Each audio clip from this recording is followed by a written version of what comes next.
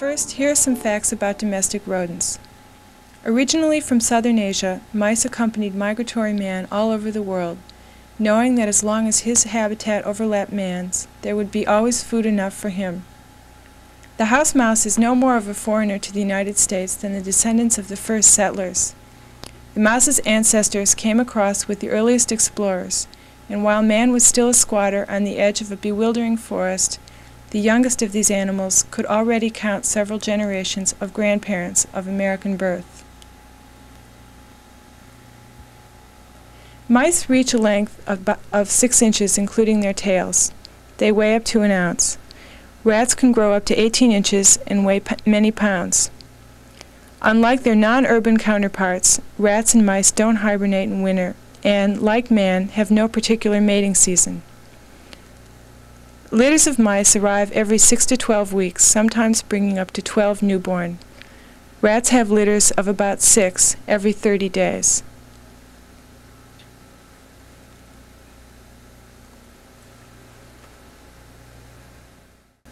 Once in the vicinity of man, mice and rats have few needs. Grain and vegetables usually make up the diet, but rodents prefer to eat what people eat.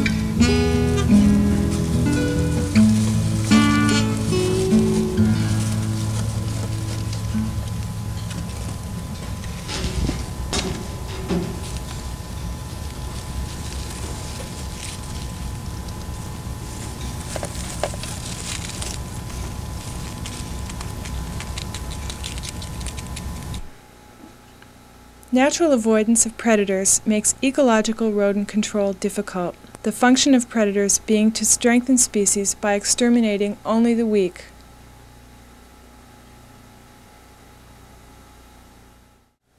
Rats have a natural fear of overpopulation, and therefore territories are defended fiercely. Strict territorial adherence makes disease and poison spread less quickly, and devastations usually only wipe out individual colonies.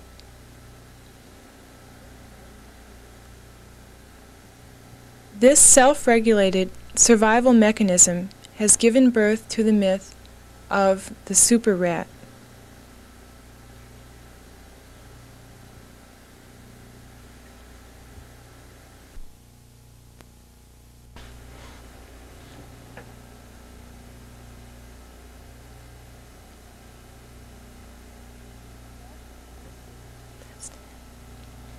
Rats have traditionally suffered from bad press, but people should realize that however many people have died from rat-transmitted diseases such as the plague, as many have been saved by medical research pioneered on rats, often very inhumanely. Rats' usefulness to man is being proven also in the training of an explosive detection team, because rats have the potential to outsniff and outperform bloodhounds.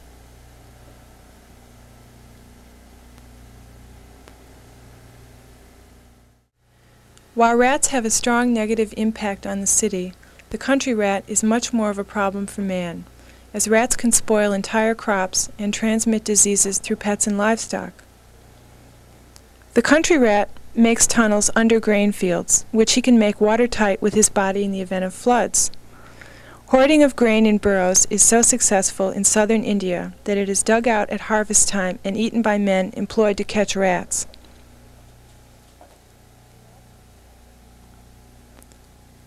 The rats themselves, being healthier than most people, are then eaten by the men.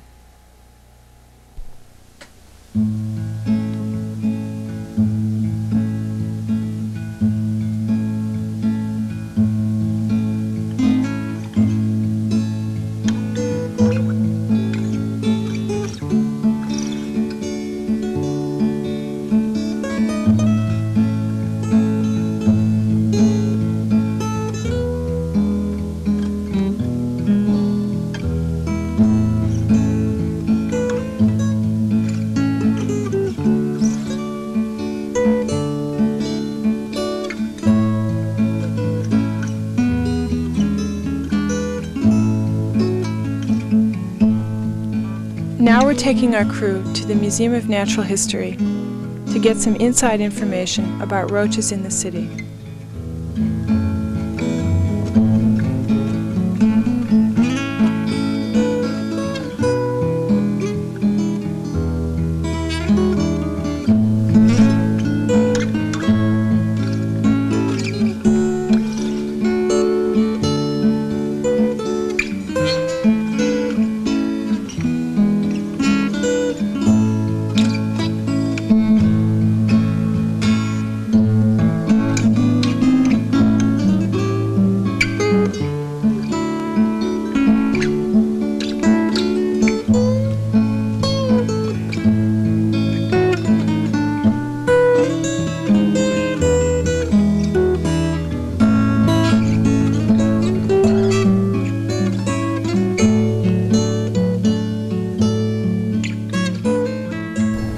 At this point, I'd like to introduce Dr. Betty Faber, who's been researching the behavior of roaches for about 4 years and been watching roaches seriously for about 12.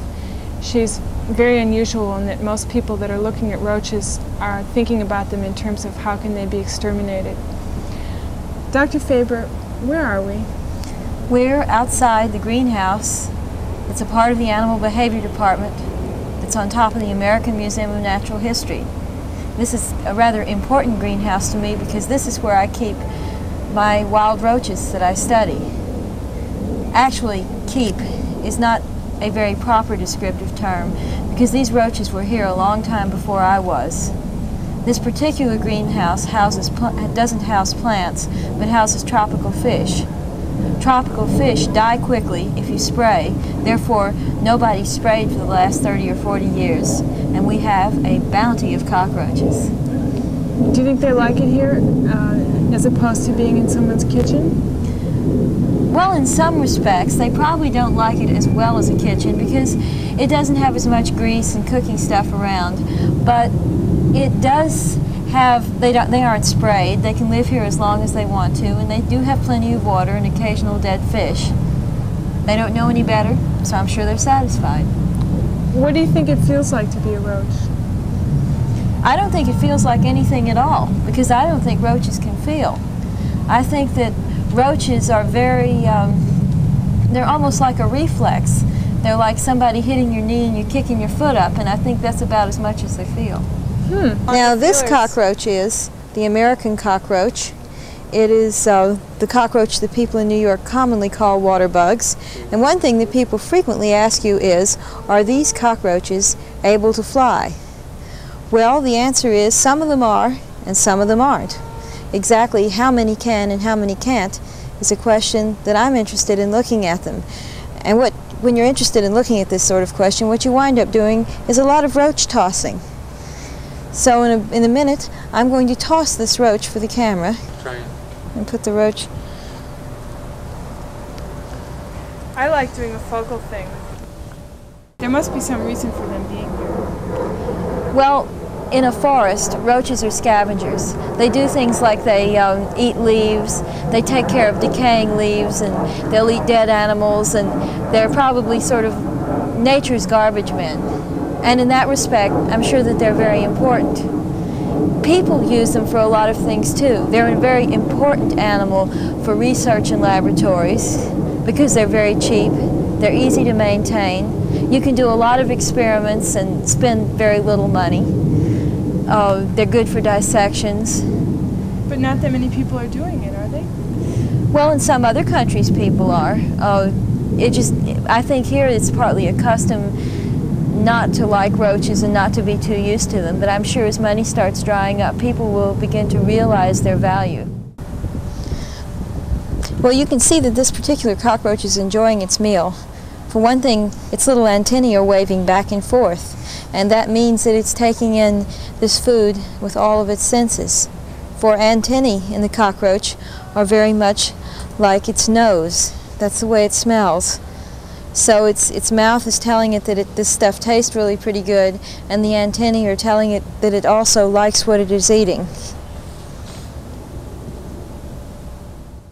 So tell me a little bit about the sex life of a roach. Well, you might think that roaches are very sexy, because there's so many of them, but they really aren't. I mean, roaches, when a female first becomes an adult, she's very attractive to males because she produces this odor that drives them just nuts. And when they smell this, they flap their wings, they back into things, they run all over the place, and eventually they mate with the female. Well, that's one moment of splendor.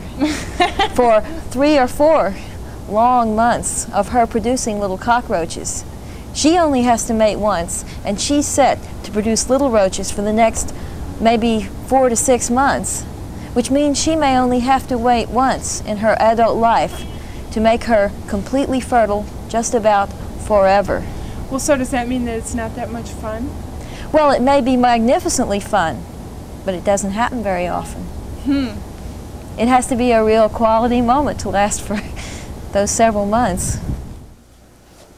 It is difficult to envision an inhospitable environment for mice, rats, and roaches that we could live in.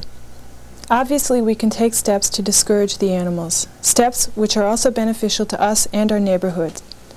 Littering, careless garbage disposal, and messy homes all encourage mice, rats, and roaches to share our habitat.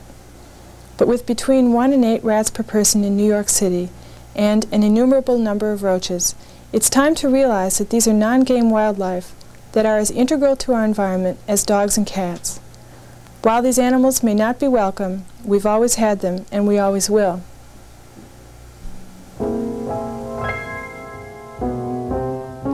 Birds do it, bees do it, even educated fleas do it. Let's do it, let's fall in love. Canaries caged in the house do it. When they're out of season, grouse do it. Let's do it, let's fall in love. The most sedate barnyard fowls do it. When a chanticleer cries, high-browed old owls do it. They're supposed to be wise. Penguins in flocks on the rocks do it. Even little cuckoos in their clocks do it. Let's do it, let's fall in love. The dragonflies in the reeds do it. Sentimental centipedes do it. Let's do it, let's fall in love.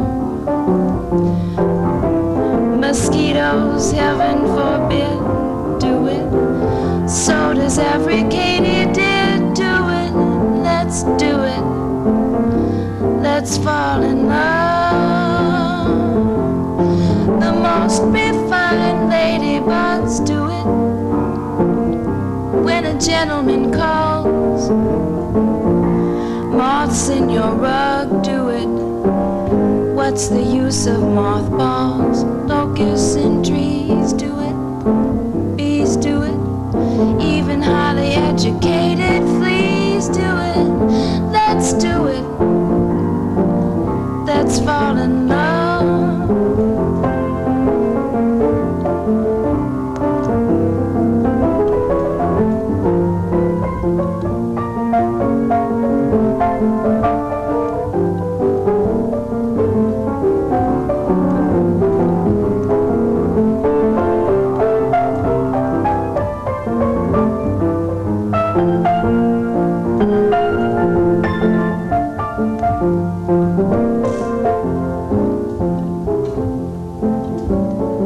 Old sloths who hang down from twigs do it, though the effort is great. Sweet guinea pigs do it. Buy a couple and wait. The world admits bears in pits do it. Even Pekingeses in the Ritz do